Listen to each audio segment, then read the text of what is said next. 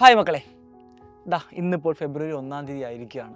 ഇനി വളരെ കുറച്ച് ദിവസം കൂടി മാത്രമേ നമ്മുടെ മുന്നിൽ ബാക്കിയുള്ളൂ. മോഡൽ എക്സാം പടിവാതിക്കൽ നിൽക്കുകയാണ്. ഏകദേശം 12ഓളം ദിവസം മാത്രമേ മോഡൽ എക്സാമിനേഷൻ നമ്മുടെ മുന്നിലുള്ളൂ. ഈ ഒരു 12 ദിവസം എന്ന് പറയുന്നത് നമ്മുടെ ജീവിതത്തിലെ ഒരു ടേണിംഗ് പോയിൻ്റ് ആക്കേണ്ട ഒരു സമയം കൂടിയാണ്. ഈ ഒരു ദിവസങ്ങളിൽ നിങ്ങൾ എന്തുമാത്രം ഹാർഡ് വർക്ക് ചെയ്യുന്നോ അതായിരിക്കും നിങ്ങളുടെ എക്സാം ഹാളിൽ നിങ്ങൾക്ക് കിട്ടാനായിട്ട് പോകുന്നത്, അല്ലെങ്കിൽ നിങ്ങളുടെ റിസൾട്ടിൽ അതായിരിക്കും പ്രതിഫലിക്കാനായിട്ട് പോകുന്നത്. എല്ലാവരും മോഡൽ എക്സാം എന്ന് പറയുമ്പോഴത്തേക്കും മോഡൽ എക്സാമിന് വലിയ ഇമ്പോർട്ടൻസ് കൊടുക്കാതെയാണ് പല കുട്ടികളും അതിനെ ആ ഒരു ലാഘവത്തോടെ എടുക്കുന്നത്. ഒരിക്കലും നിങ്ങൾ അങ്ങനെ ചെയ്യാൻ പാടില്ല. നമ്മുടെ പബ്ലിക് എക്സാം എന്ത് ഇമ്പോർട്ടൻസ് ആണോ നിങ്ങൾ കൊടുക്കുന്നത്, അതേ ഇമ്പോർട്ടൻസോട് തന്നെ നിങ്ങൾ എന്ത് ചെയ്യണം, മോഡൽ എക്സാമിനെയും അപ്രോച്ച് ചെയ്യേണ്ടതാണ്. അത് മറ്റൊന്നുമല്ല, നമ്മുടെ എക്സാമിനേഷൻ്റെ പാറ്റേൺ ഒക്കെ മാറിക്കൊണ്ടിരിക്കുകയാണ്. നമ്മുടെ ക്വസ്റ്റ്യനൊക്കെ ടഫായിക്കൊണ്ടിരിക്കുകയാണ്.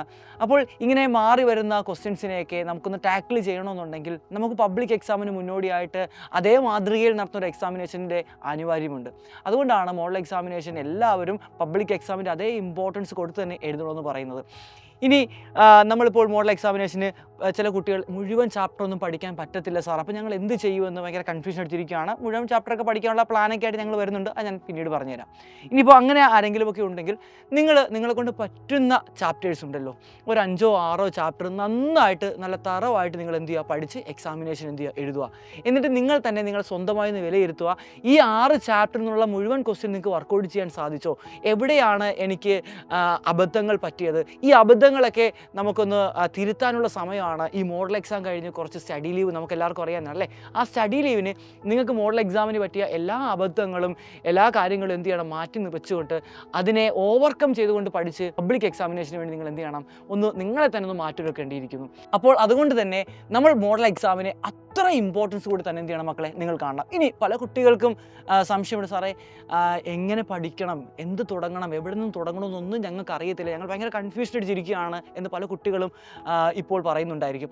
എന്നാൽ അവർക്ക് വേണ്ടി ഒരു ബെസ്റ്റ് സ്റ്റഡി പ്ലാനുമായിട്ട് മക്കളെ നാളെ വൈകുന്നേരം 7 മണിക്ക് ഞങ്ങൾ ടീം വരുന്നുണ്ട്. നിങ്ങളെല്ലാവരും ഉണ്ടായിരിക്കുക. മോഡൽ എക്സാമിന് വേണ്ടിയുള്ള ഒരു കിടിലൻ സ്റ്റഡി പ്ലാനായിരിക്കും. കേരളം ഇന്ന് വരെ കാണാത്തൊരു സ്റ്റഡി പ്ലാനുമായിട്ടാണ് ഞങ്ങൾ വരുന്നത്.